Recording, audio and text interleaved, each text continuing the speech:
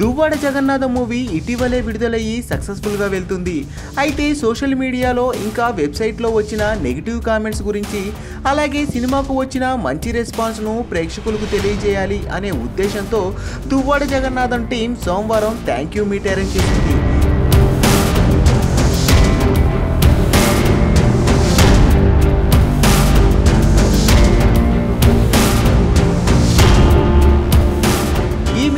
Director Harish Shankar సినిమాపై ఉన్న negative comments పై మాట్లాడుతూ, సినిమా అనేది కేవలం వినోదానికి మాత్రమే చేస్తామని, కాబట్టి వినోదాన్ని మాత్రమే ఆస్వాదించండి.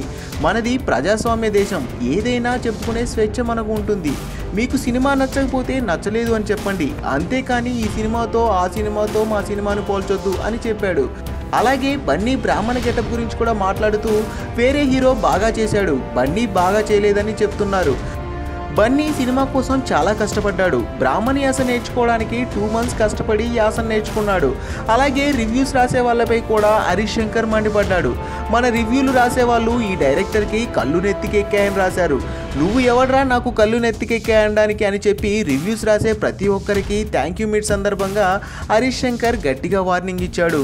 అలాగే హరీష్ శంకర్ ప్రేక్షకులను ఉద్దేశించి, డబ్బులు పెట్టి టైం పెట్టి చూసే ప్రేక్షకులను ఒకటే అడుగుతున్నా, సినిమా చూసే ముందు ఆ సినిమా టీజర్ ట్రైలర్ చూసి సినిమాకు వెళ్ళండి, అంతేకాని రివ్యూ చూసి సినిమా చూడొద్దని, వేరే సినిమాతో వేరే హీరోతో మా హీరోని కంపేర్ చేయొద్దని చెప్పాడు.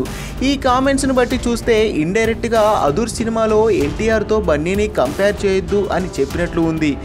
మొత్తానికి హరీష్ శంకర్ సినిమాపై ఉన్న నెగిటివ్ టాక్ని, సోషల్ మీడియాలో వస్తున్న కామెంట్స్ని ఒక్క స్పీచ్తో ఫుల్ స్టాప్ పెట్టినట్లయింది.